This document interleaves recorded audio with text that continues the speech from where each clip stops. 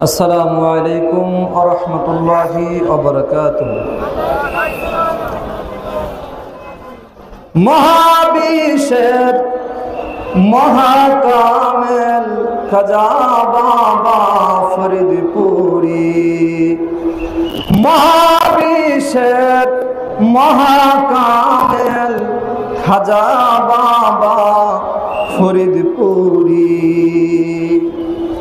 কঠিন ঝঞ্ঝার আধার রাতে পথ দেখালে, কঠিন ঝঞ্ঝার রাতে পথ দেখালে কত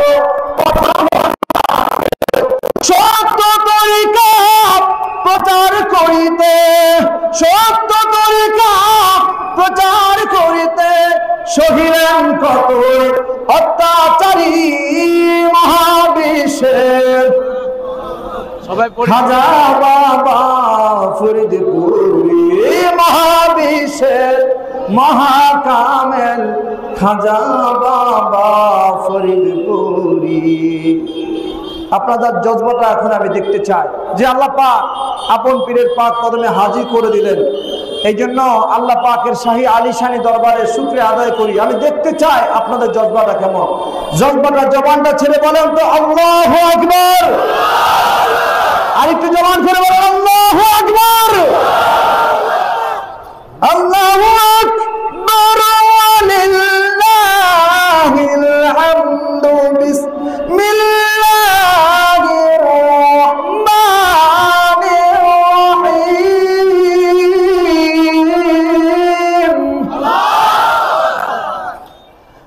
আর রহমান আল্লামাল কুরআন খালাকাল ইনসান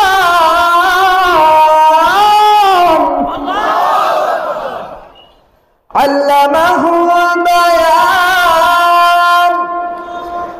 الشمس والقمر بحسبان والنجم والشجر يسجدان।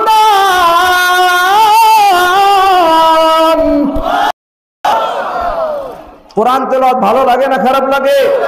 কি জোরে বলেন, ভালো লাগে না খারাপ লাগে? নবীজির কদম মোবারকে সাহাবায়ে কেরাম কোরআনের তালিম শিখতেন, মারিফতের জ্ঞান শিখতেন। আর আবু জাহেল, উতবা, সাইবা, আবু সুফিয়ান তারা পেছন থেকে আমার নবীজির সমালোচনা করত। আবু জাহেল বলতো, এরা মক্কাবাসীরা মুহাম্মাদের কাছে যায় না, ও হলো জাদুকর। জোরে বলেন নাউজুবিল্লাহ। ও হলো জাদুকর, ওরা দেখতে ভালো না। মানুষজন যখন আবু জাহেলের মুখে এই সমস্ত কথাবার্তা শুনতেন, আমার নবীকে ভণ্ডকে দেখার জন্য, পাগলকে দেখার জন্য, জাদুকরকে দেখার জন্য যখন এক নজর দেখত, আর নবীজির পবিত্র কোরআনের তেলাওয়াত শুনতেন, আল্লাহু আকবার, কোরআন তেলাওয়াত শোনা মাত্র তাদের অন্তরটা শীতল হয়ে যাইত। আর নবীর চেহারা দেখা মাত্র আবু জাহেলের দিকে ধিক্ষা মারত আর বলতো, আবু জাহেল তুই ভণ্ড, তুই মুনাফিক, তুই পাগল, তুই বেঈমান।